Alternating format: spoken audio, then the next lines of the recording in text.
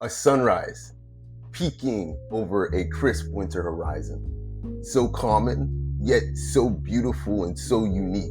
Imagine just for a second though, living in a place where you were denied the pleasure of seeing that. Sometimes for even months, if you will. Now, take that same image of that dark ass place and throw in bloodthirsty vampires. In 2007, Hollywood gave us a frightening look of what type of existence that would be. And let me tell you, that shit is not sweet. I'm Guapo Jim, and today we're going to be breaking down 30 Days of Night and why this Alaskan horrorgasm is a true hidden gem. For those of you who don't know or are too young to remember, 30 Days of Night is a 2007 vampire horror movie. While it might not seem like it at first, this is actually a comic book movie in its own right, being based off of a 2002 comic book miniseries. The author of the comic had said that originally he had the idea and he pitched it as a movie, but a lot of studios, they weren't really messing with it at the time, so he turned it into a comic book. Fast forward, the comic book blows up, and them same movie studios who said no to him before were literally on their knees begging him, "Oh, please, that same movie that we didn't want to do before, can you please make it for us?" Blah, blah, blah, blah, blah. Glazing my guy. Whatever. Long story short, kids, the moral of the story, always bet on black. I mean, always bet on yourself. Don't give up on your dreams. We, as the audience, are taken to the remote Alaskan town of Barrow, where due to just normal weather shit, normal weather goings on, that type of thing, the sun, it literally disappears out of the sky for like a full month each year. Hence the title of the movie. And while that does sound pretty sci-fi, like that's actually real. Like there are towns in the world like that in the world. So I mean, that's neither here nor there. Back to the story. Our story, it brings us into the vicinity of Ibn Olison. Hope I'm pronouncing that correctly. And he's the sheriff of the town of Barrow. So while he's investigating this very serious ship crash, he finds himself drawn into a conspiracy where literal vampires are using the sun's absence to just fuck up this whole town. Just completely massacre it, scorched earth, like just, I know, some really deep shit. Trust me, you watch the movie, you'll see what I'm talking about. 30 Days of Night, it does a great job of recontextualizing vampires, not so much as seductive or romantic figures a la like Twilight, that type of shit, but like it shows these guys quite literally as the apex predators that they would likely be. Like in this movie, they move with just a brutal efficiency. They quite literally treat humans as livestock, and to make things even just a little bit more freaky deaky, these niggas don't even speak English or like any human language. Like they're completely alien, if that makes sense. It's truly diabolical work, but it sets the stage so well. Like this simple choice, if you ask me, it not only reframes the vampires, but the horror of the movie entirely. There's no seduction, there's no invitation, it's literally the people in this are just trying to survive. That's it. The violence in the movie is very sudden, really kind of reinforcing the idea of darkness and just the fact that death, it doesn't announce itself. It comes for you, At its core, this movie, it's really just about endurance and the power of love, if you will. Not just necessarily in the romantic way. Ordinary people are forced to confront truly impossible, extraordinary odds.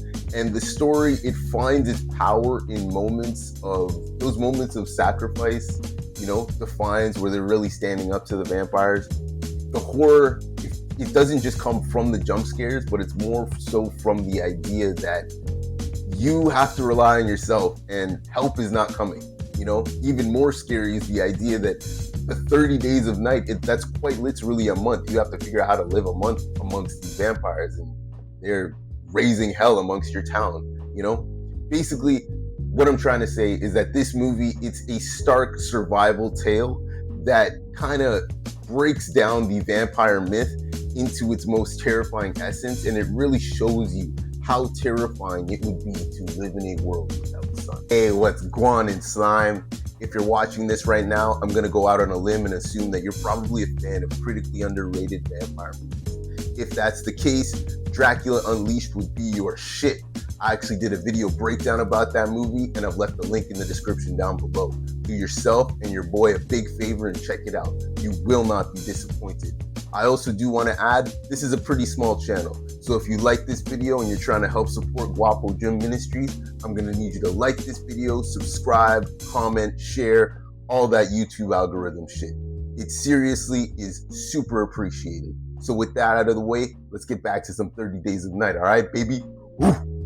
From a production standpoint, this movie, it did come out at just the perfect time.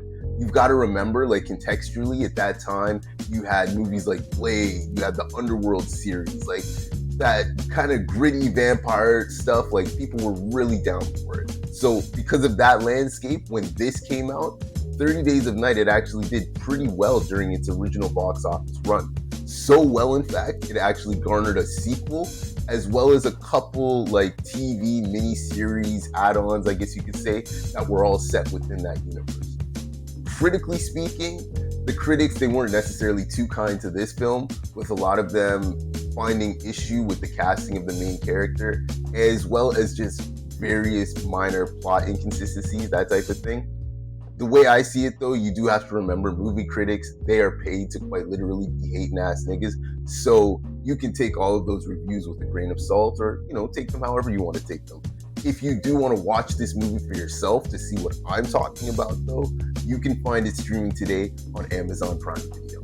All in all, yo, man, I always thought this movie was sick. Maybe it's because it's not so much of a thing, but like, it's really cool to watch a horror movie where the monsters in that movie are allowed to be monsters. You know, when you watch this movie, and, you know, fuck with me for a minute, but like, we as the audience, we all watch movies all the time, and I know that these are, you know, fictional creatures, but we somehow get it in our heads that, like, hey, if we just had a little bit of garlic and a little bit of silver, we could potentially fuck up a vampire. And it's fun to watch something when you see just how much of a fallacy that would truly be, and how just grossly overmatched we as a species are. Like, I love that type of shit, you know? Even just the way that they had my guy Eben sacrifice himself by turning into a vampire so that he could actually defeat the vampires, because he realizes, yo, I'm a human and I can't really do shit. Like, that fight fire with fire type shit. Like, when I tell you, I love that shit. Like, I love that type of stuff. I don't even care. That's my stuff, man. The villain in this movie, I'm not gonna lie, I don't even know his name, because like, these niggas, they didn't really speak English, but he was truly terrifying. And even his minions, like, there was a real sense of dread to everything that they did, like the way that they filmed them and the way that they moved. It was really well done, you know?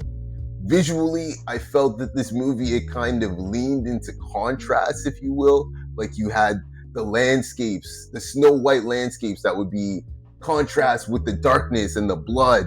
And then you had the aerial shots that would kind of make things look really microscopic and show just how small, how in the middle of nowhere you are, you know? And then you had all of the violence. As I said, it was super brutal, and it would come without warning, and really just, I thought it was well done. Again, I really appreciated that type of stuff. You know, from a cinematic standpoint, like, I personally was picking up what these guys were putting down. Was this movie perfect? Of course not. Like, no movie's perfect. It's probably not my favorite movie in the world, but you guys know me, and I'm always trying to put you onto some next shit. And I just wanted to let you guys know why 30 Days of Night is not just some vampire B-movie about an Alaskan town in butt-fuck nowhere, but why it's actually a true hidden gem. Thank you if you've made it this far. If you're a fan of this type of content, I'll need you to like, subscribe, and comment down below on which other shows or movies you guys think were true hidden gems. Until the next time we meet, stay safe. Later days.